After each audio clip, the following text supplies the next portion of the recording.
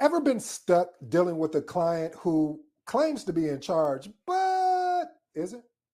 What if you could spot the real decision maker instantly? And better yet, what if you knew how to handle it without losing time or control? Mind if I share a story with you? You see, we had this client, and I was working with this client. Well, I should say the project team and I was working with this client, and we're thinking this client is, of course, the decision maker as far as coming to the meeting. But let me park here parenthetically, family. This is why it's important to understand the different methodologies or type of approach that you're going to use. Are we going to use approach of predictive meaning waterfall? Are we going to use an approach of agile or incremental or iterative? And so, okay, going back to the story. So anyway, we're dealing with this client. And again, he was saying he was the decision maker. We're running everything by him. And then we go to a executive meeting and I'm looking around the room, and I'm like, okay. I'm like, I'm noticing it. I'm like, who's this guy sitting over here? And so we get to talking and presenting everything that we've already assumed that we went over with. This was just for the executives, just to let them know where we were at within the project. And the guy that we didn't recognize in the corner, he started saying, hey, well, we were really like this and this was an application. They were like, well, we really love the application to do this and do that and do this. And you could just see the confusion in the team in the room, because we're like, who is this guy? And so, I had my project coordinator, he was taking notes, and I'm taking notes on top of it, because this is how frustrated we were, because we were like, we couldn't figure it out. But anyway, long story short, family, what ended up happening is once we got out that meeting, and right away, I made a beeline right to the alleged decision maker. And I said, hey, these are a lot of changes that could have been handled before the project. And then on top of that, we're near the end of the year, which that means a lot of our resources, like our developers are going to be really more or less they're going to be pushed to other projects, because the assumption is that we were done for the most part. It was just some cleanup things. And so we probably only needed one compared to 3 or 4 developers. And the decision maker was like, oh, I'm sorry, I should have communicated better, this and blah, blah, blah.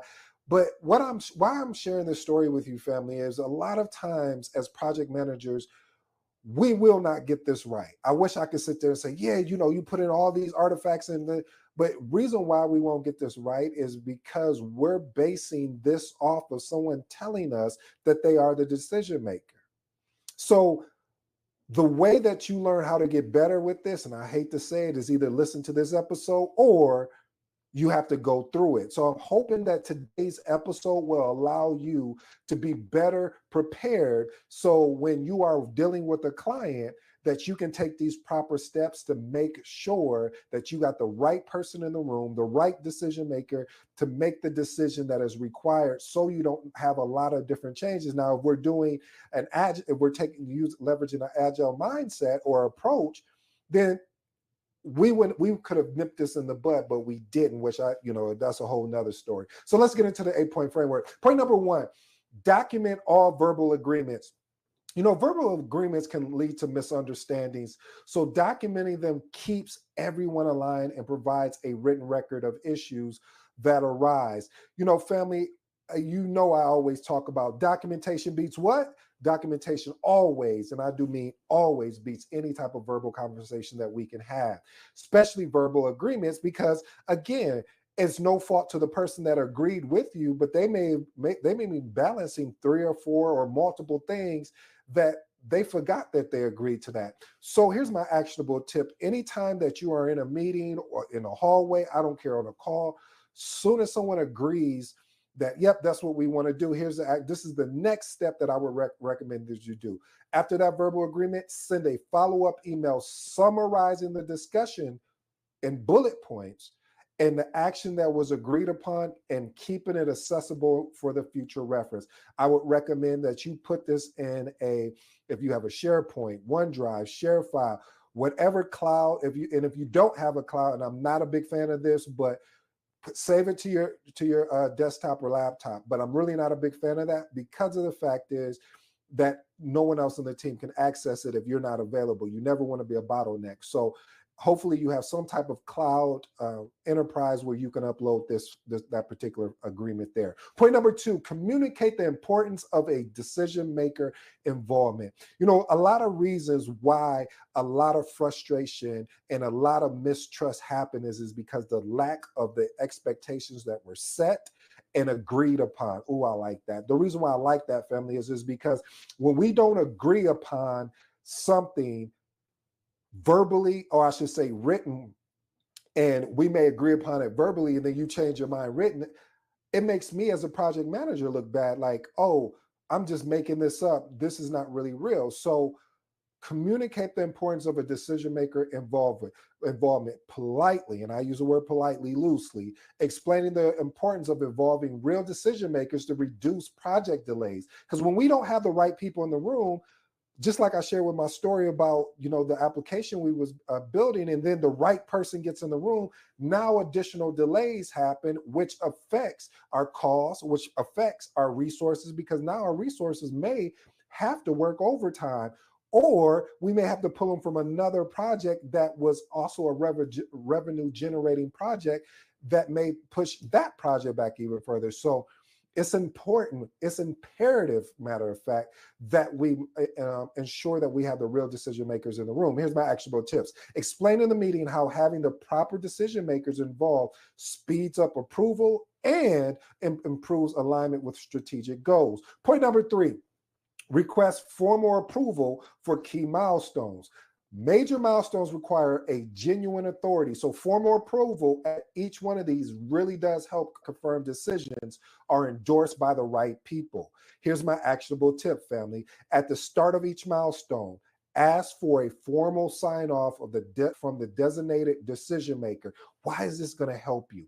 Because now if we would have done that originally, again, I had to go through this. So if we would have done that from the beginning, when we walked into that executive meeting, and the gentleman that I was not aware of, that was the actual decision maker, I could have said, hey, because what's going to end up happening is we're going to have to figure out who's going to eat that cost. Is it going to be the client, or is it going to be us? And if it's us, because we want to keep the relationship, how much of that cost are we going to? So there's a lot of revolving questions. So that's why it's important and also to prevent rework. So get a formal sign off from the designated decision maker. So if you do have to go to bat and you have to plead your case, that you have this aligned. Point number 4, present options, not recommendations. Offering multiple options prompts the client to clarify authority. I will say that again. Offering multiple options prompts the client to clarify authority by seeking input from decision makers rather than making unilateral choices. This holds someone accountable. So when you say, here's our options, here's action, I'll just go right into my actionable tip. And when you're in a meeting, mostly a decision type making meeting, present 2 to 3 possible solutions. Let's say no more than 3 possible solutions for each problem. Ask the client to confirm which aligns best with the organizational objective. That's going to tell you everything you need to know. When you ask the client to confirm which aligns best with the organization objectives, and I know because I have some intelligent people out in the audience, they're going to be saying, well, what if the person that we assume was the decision maker said, agreed and signed off on everything? What then?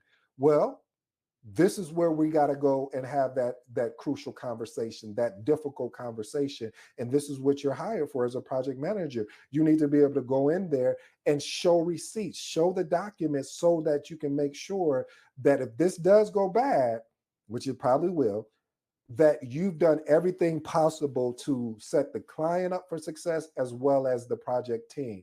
Because if the client sent in someone else to be their decision maker instead of themselves, well, that's a problem we need to address right away. So again, present options, not recommendations. Point number 5, Encourage transparency through the project updates. This is one of the reasons why I love using a framework like Scrum, because it creates or even Kanban or Kanban, depending on where you're from. It really shows transparency. A lot of times when you're leading a waterfall or predictive project, transparency is not as clear, or I should say is not communicated as often as it should be, compared to doing an incremental or iterative type project. So frequent open updates can highlight when decisions are delayed or require higher authority, encouraging the client to involve the right people. Here's my actionable tip. In project updates, list pending decisions and explain their impact, prompting clients to reach out to the real decision makers if necessary. I know it feels like we're playing a game. We are playing a game, family. And if you haven't figured it out by now, this is the game. Because when someone, again, I'll say this over again, when someone who is the actual decision maker sends someone there to be there on their behalf, we need to figure out a way to get to the decision maker, because the person that's there, that's great, but we need decisions that are made. And if this person cannot stand by the decisions and hold themselves accountable, we need the decision maker there.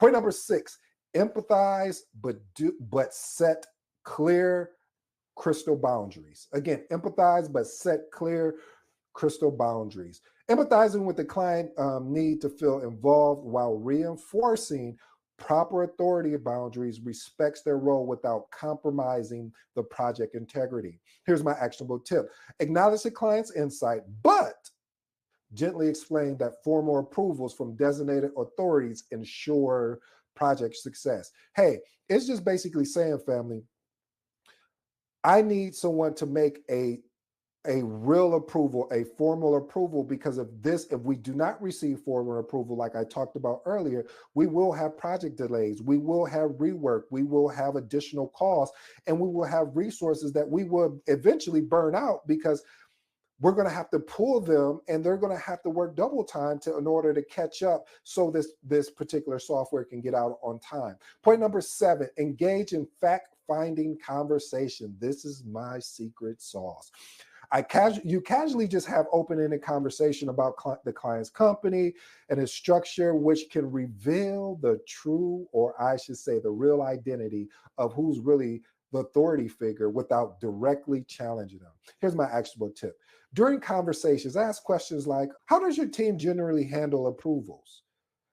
That question alone will help you gather information about who's really the authority maker, because they may come back and say, well, depending on what the project is, or what the item is, and then you have to dig deeper, because what the whole thing is of asking these fact-finding type questions and having this fact-finding conversation is really to get to who should we really be talking to, are you just in our way temporarily to block us from getting to who we need to communicate with. So I say all that to say, asking a question, asking fact-finding questions will get you to who's the real approver. Point number 8, proactively schedule check-ins with senior management. See, this is one of the things, family, when you are leading a predictive or basically a waterfall project, is normally there's certain check-in time windows. And when I say check-in, let's say we have 10 milestones, and then we wait until we get to 5 or 7 to have a regular check-in. I recommend regular check-ins with executives or upper management to keep the project on their radar. And this will increase the likelihood of engaging actual decision makers. Here's my actionable tip. I would request quarterly.